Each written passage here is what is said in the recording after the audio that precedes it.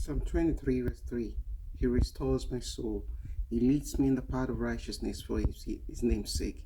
Yea, though I walk through the valley of the shadow of death, I'll fear no evil, for thou art with me, the rod and the staff, they comfort me.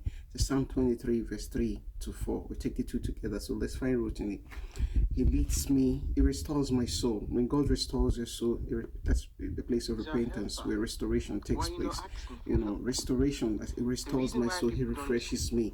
Sometimes our soul wanders around and about things that are unhealthy to our mental health or any other thing. Sometimes our soul gets into depression and fights and all manner of things. You see, but then God comes in and he restores our soul back to normalcy, back to his presence. So he restores my soul. He leads me in the path of righteousness for his name's sake. So when God leads you in the path of righteousness for his name's sake, you know what that means? It means you stand in between where your sin is staring before you. All manner of sins staring before you, and they're God telling you, my son, lead in this way, go in this way. That's God leading you in the path of righteousness. Because for God to lead you in the path of righteousness, then you have options to go the other way. You have different kind of things staring at you. When sin stares at you, and you gives the option that when you bow before the sin, then you have things. The devil always big options of sin and its benefits. Actually, there are no benefits in sin, but say God steps in and leads you in a path of righteousness for his name's sake, because the things that God has done in our lives for his name's sake, not because we're just righteous or not because we're holy, but for the integrity of his name that we pronounce and people that we possess and people know us for it.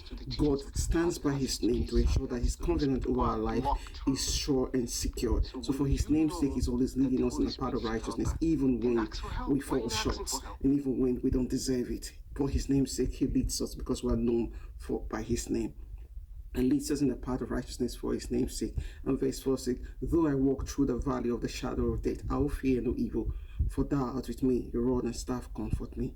Well, you see, this psalm was written by David when Saul was after his life. Intent was to unalive David. But you see, David went through, he hid in the desert, he hid in the forest, he went through dry places, he went through valley.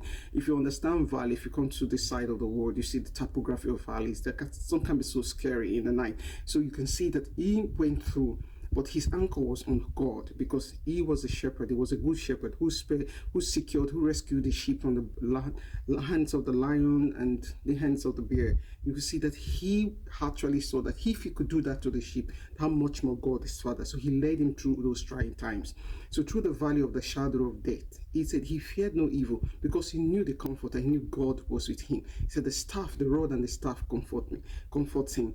The rod and staff, the rod is a rod of correction, of chastisement. God sometimes chastises us and corrects us with the rod of correction and the staff of mercy, compassion. When God raises his staff of compassion towards you, definitely God is not going to give you up to the will of the enemy.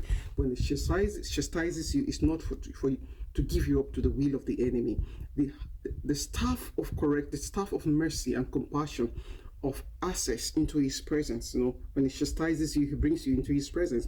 So the staff and the rod comforts us at most times in our life. I've been chastised by God, and I see his mercy envelopes me. I see his staff stretched towards me into his presence, and mercy and compassion. So that's the staff and the rod of God goes together. God does not just use the staff alone and don't go with the rod. The rod and the staff. The rod is for chastisement, and the staff is for the mercy, the love, and the access to his presence.